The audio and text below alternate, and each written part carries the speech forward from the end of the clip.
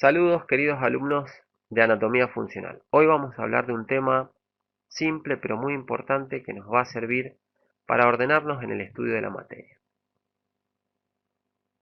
Acá podemos ver que tenemos dos clases de anatomía o dos partes en el estudio de la anatomía, la macroscópica, que es la que se ve a simple vista, y la microscópica, que es la que estudia las células y los tejidos.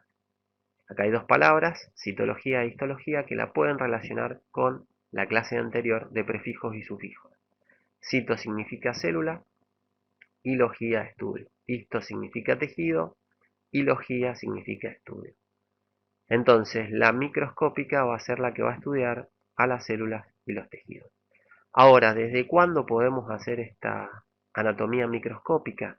La podemos hacer desde el descubrimiento del microscopio. Con el descubrimiento del microscopio se pudieron estudiar las células y los tejidos del organismo. Acá abajo tienen una escala, está puesta simplemente para que ustedes tengan idea del tamaño de las estructuras cuando lean apuntes sobre células. Generalmente las células van a estar en el orden de las micras y las estructuras dentro de la célula dentro de los nanómetros. Bien, acá tenemos los niveles de organización. El primer nivel de organización sería el de las partículas subatómicas. Las partículas subatómicas serían los protones, neutrones y electrones. Con estas partículas se van a relacionar entre sí y van a dar lugar al siguiente nivel, que va a ser el nivel atómico. El nivel atómico podemos encontrar elementos como el carbono, el sodio, el cloro, el potasio, el fósforo, el oxígeno, el nitrógeno, el hidrógeno, el hierro, etc. ¿Sí? Ahora, estos átomos organizados y unidos a través de uniones químicas van a dar el siguiente nivel, que va a ser el nivel químico o molecular. Cuando dos o más átomos se unen, dan lugar a moléculas. Por ejemplo, la de cloruro de sodio, que sería la sal de cocina, o el agua, el dióxido de carbono, el oxígeno, el agua oxigenada. Son diferentes tipos de moléculas.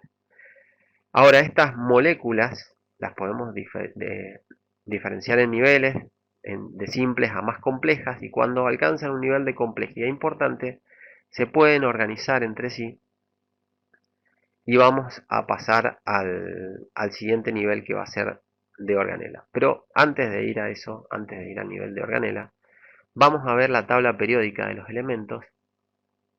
Podemos ver que hay un montón de elementos. Del lado izquierdo tenemos los metales, del lado derecho tenemos los no metales. Tenemos los gases nobles. Bueno, tenemos un montón de elementos. ¿Por qué les muestro la tabla? Porque quiero mostrarles de que de toda esa tabla periódica, solo en el cuerpo humano encontramos 24 elementos, ¿sí? Y estos elementos los vamos a clasificar en elementos primarios, secundarios, oligoelementos. Bien, en los elementos primarios tenemos oxígeno, hidrógeno y carbono. Fíjense que tenemos una gran proporción de oxígeno e hidrógeno. ¿Por qué? Porque casi el 45 al 75% de nuestro cuerpo es agua. Entonces, por eso tenemos tanta proporción de esos elementos. Ustedes saben, el oxígeno unido con el hidrógeno nos da la molécula de agua, que va a tener unas características importantes, la molécula de agua. El otro elemento obligado e importantísimo es el carbón, porque con el carbón van a estar formadas las proteínas, los lípidos, los hidratos de carbono, los ácidos nucleicos, que son sustancias que nos componen. Después tenemos elementos secundarios como el potasio, el azufre, el sodio, el cloro, el magnesio y el hierro. El hierro lo vamos a encontrar en la sangre. El sodio lo vamos a necesitar para la contracción muscular. El azufre, el potasio y el cloro lo vamos a encontrar también. Y después tenemos los oligoelementos como el flúor, el cobre, el yodo, el manganeso, el zinc, el cobalto, que lo vamos a encontrar en cantidades muy pequeñas. Oligo significa eso, pequeñas cantidades. En la tabla de abajo podemos ver esta tabla de composición química de los tejidos humanos, la cantidad de agua significativa en el músculo, en el cerebro, en el hígado, fíjense que no tanto en el hueso. Después la cantidad de glúcidos, 1% escaso. En el hígado fíjense que tiene una gran cantidad de reserva de glúcidos. Ya vamos a ver que de los glúcidos sacamos energía. Después tenemos lípidos, que serían las grasas, 3% en el músculo, escaso en el hueso. Fíjense que el cerebro tiene un porcentaje bastante alto de lípidos, de grasa. Después vamos a ver para qué nos sirven estas grasas en el cerebro. El hígado también un 9%, proteínas, 18 el músculo, el hueso tiene un montón, 30. El cerebro 8, el hígado 15 y así otras sustancias. Bien. El carbono lo vamos a resaltar porque con el carbono vamos a tener estos compuestos químicos que son tan importantes para nosotros como las proteínas, los ácidos nucleicos, los glúcidos y los lípidos. Además, tiene trascendencia metabólica y de reserva energética. ¿Por qué trascendencia metabólica? Y porque la célula va a metabolizar la glucosa para poder producir energía, ATP. Entonces de ahí viene la trascendencia metabólica. Y de reserva energética en el organismo, en la grasa almacenamos, o sea, en las células adiposas del tejido conectivo, almacenamos lípidos, o sea, grasa, que las usamos como reserva energética. Por eso tiene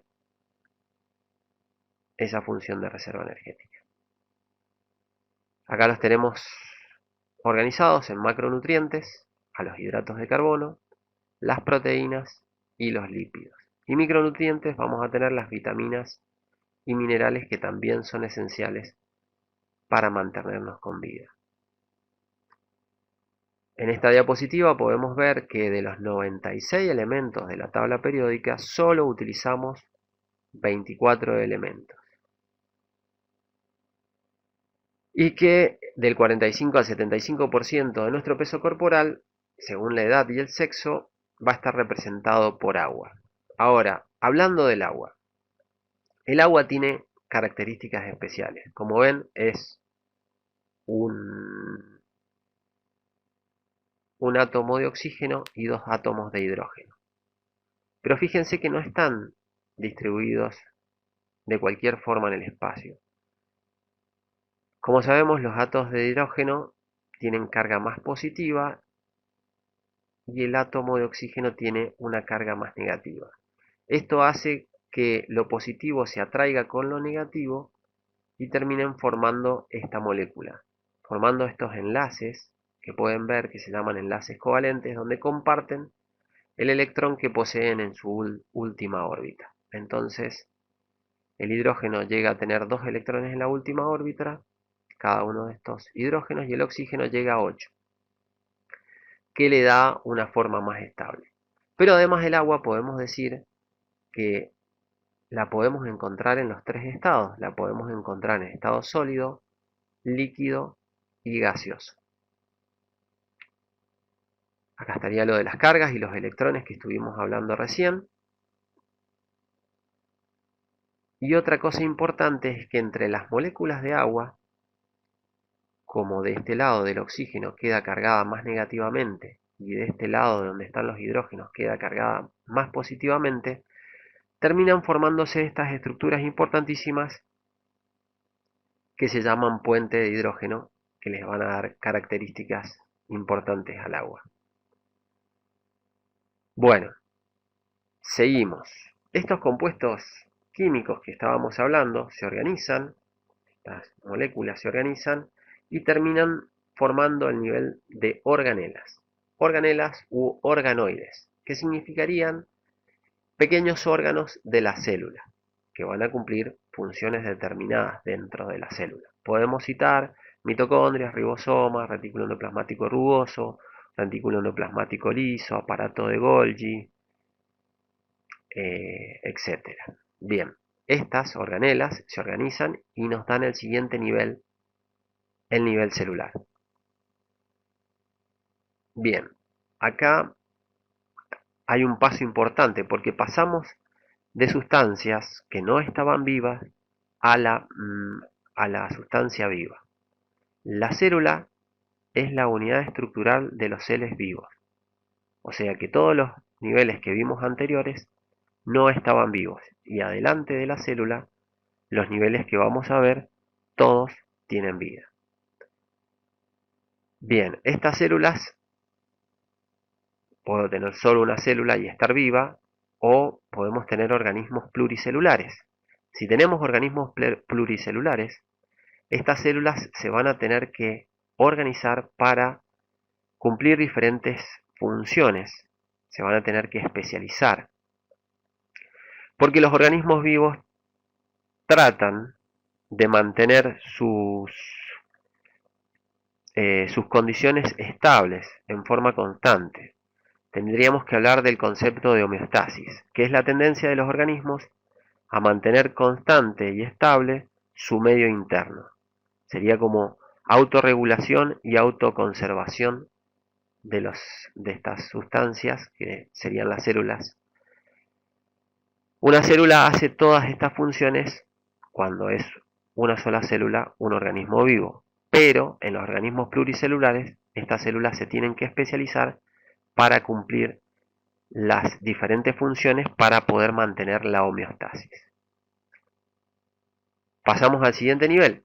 Las células se organizan, se especializan para mantener la homeostasis del organismo y vamos a tener entonces que estas células organizadas cumplen diferentes funciones y sería el nivelístico.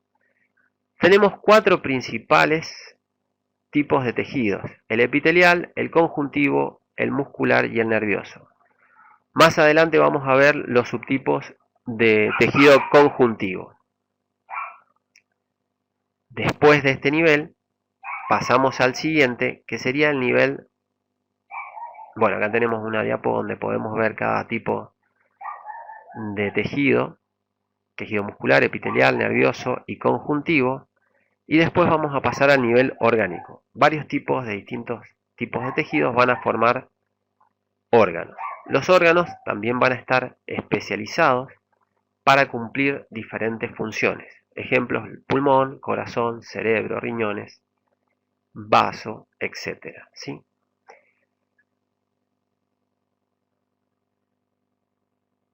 Pero lo que tenemos que tener en cuenta es que cuando hablamos de un órgano, este órgano va a estar formado por diferentes tejidos.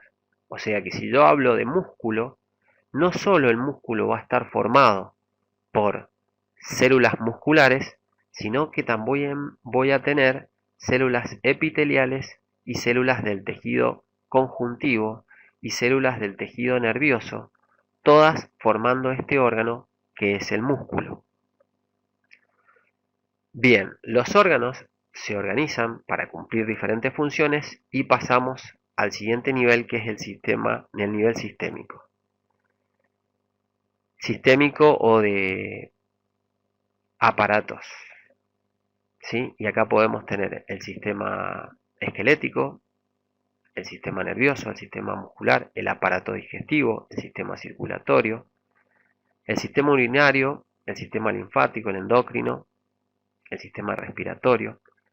Todos estos sistemas especializados para cumplir diferentes funciones van a llevarnos al último sistema, que sería el cuerpo humano, o sea, el hombre o un individuo, un organismo pluricelular. Acá tenemos en este esquema que podemos ver que partimos del átomo. Con los átomos podíamos formar moléculas. Con las moléculas podemos organizar moléculas de mayor complejidad, como las macromoléculas. Estas moléculas de mayor complejidad formaban las organelas.